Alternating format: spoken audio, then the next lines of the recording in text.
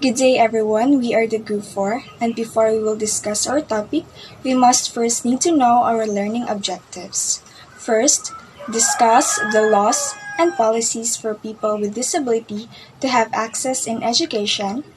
Second, explain the guidelines in the admission of a student with disabilities in higher education and post-secondary institutions in the Philippines. Third, explain the importance of the laws and policies about PWDs and convey and interpret the rights of PWDs through mandated laws and policies. When the United Nations or UN declared the International Year of Disabled Persons in 1981, universal policies on special education or SPED for children and youth with special needs were adopted to suit their needs. In 1990, the United Nations Educational, Scientific and Cultural Organization, or UNESCO, declared and launched the Education for All movement through an international conference held in Jomtien, Thailand. The movement recognizes that every child, youth, and adult has the right to meet their basic learning needs in the best and fullest sense of the term. That include learning to know, to do, to live together, and to be.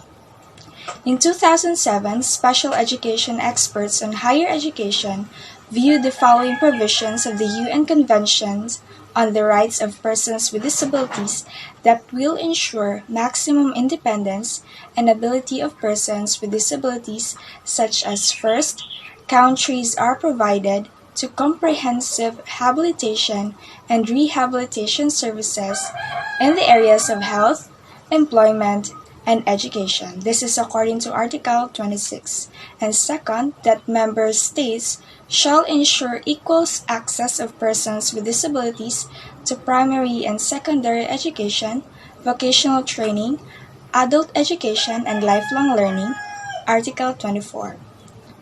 In the Philippines, the following laws and policies were crafted to ensure and safeguard the protection of rights of persons with disabilities to have access and education.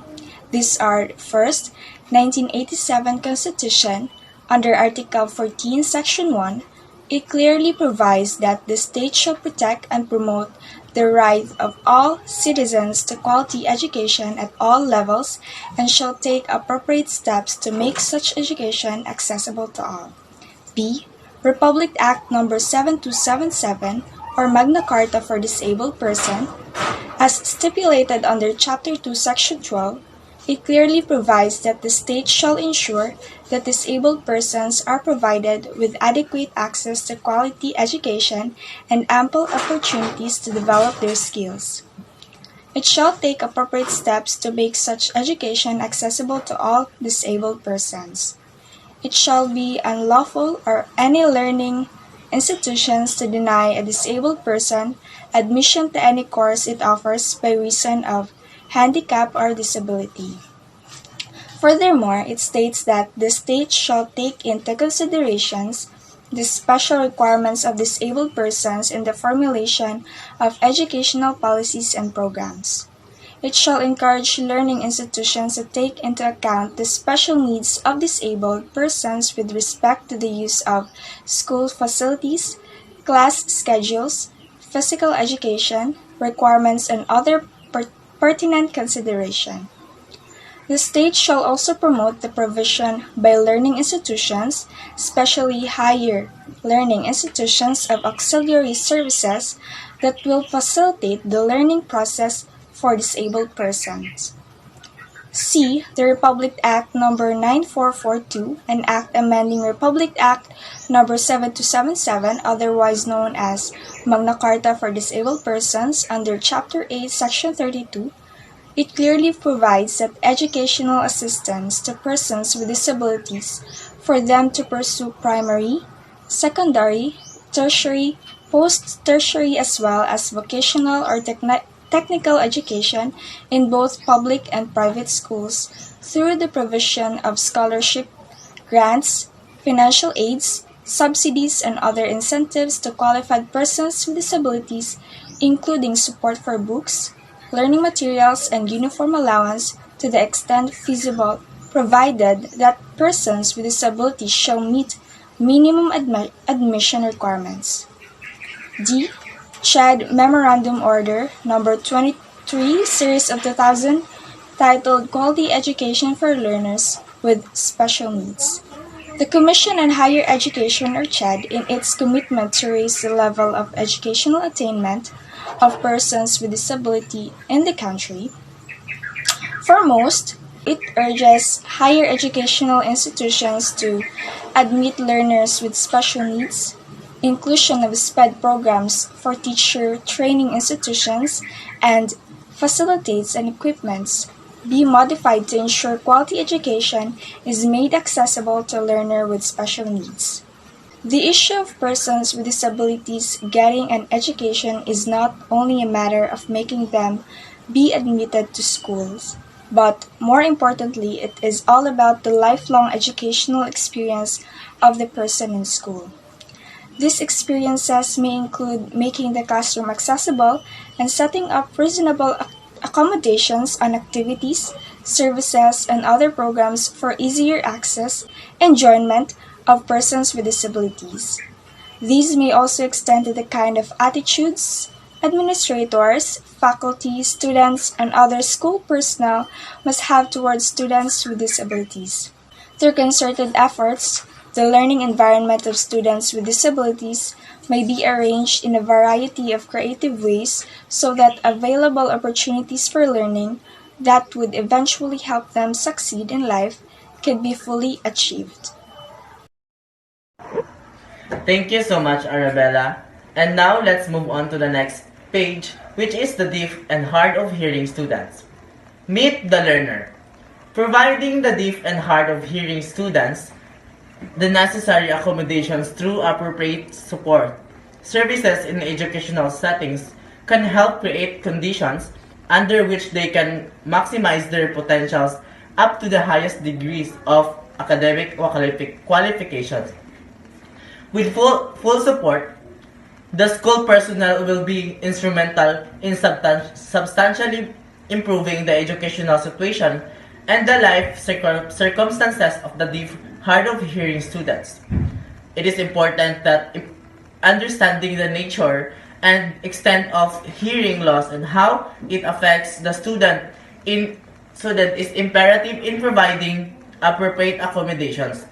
Moreover, the school environment should give them adequate respect and accessible things in academic related. Next, the school admission. The deaf and hard of hearing high school graduates, including those who passed and qualified in the accreditation equivalency test being administered by the Bureau of Alternative Learning System of the Department of Education, shall be admitted in any or higher post-educational institution provided they pass the admission requirements of the school given reasonable accommodations. There are requirements that they need to submit in order for them to study in college. They still have entrance examination, and if they will enroll to the college, they will be intended to take it and and just like in the normal students, and if they will pass the entrance examination, requirements is needed by the school, such as birth certificate, certificate of completion, and Form 138, and so on. Next, the auxiliary aid services. In order to facilitate the learning of the deaf of hard of hearing students, they may require sign language or interpreters and or note takers, whom the school can provide and or arrange the concerned professionals. The choice of what sign language to use depends on the discussion of the concerned institution and the depth of hard or hearing students who will need such assistance. The students, most especially those who with secondary or additional disability, may also have their personal assistants, who can either be a family member, relative, or a volunteer, to go with them for any assistance, subject to prior arrangement with the school authorities. It is important that the sign language interpreters inside the classroom should be stationed clearly and conveniently visible to the deaf or hard of hearing students who will need such assistance. As for note takers, They may sit within accessible distance to the students concerned. Hello everyone, this is Flair, Bellera, the last reporter for the Group 4, and this is the continuation of the guidelines in the admission of disabled students. So we have the student support services. Deaf or hard of hearing students shall need the following support services which the school shall provide or arrange. First, an office. Unit in charge of special needs in the designated head is equipped with the sign language skills in order to attend to all inquiries pertaining to the programs of the school, to coordinate with the different offices of the school and with the teachers of deaf students or any concern.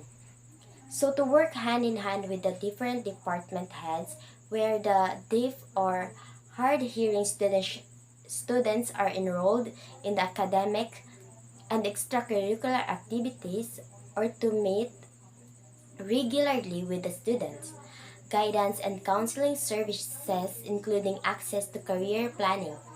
Third, full access, participation, and inclusion of the students in extracurricular socialization activities, facilitation of students' interaction in networking among the deaf or hard-hearing students.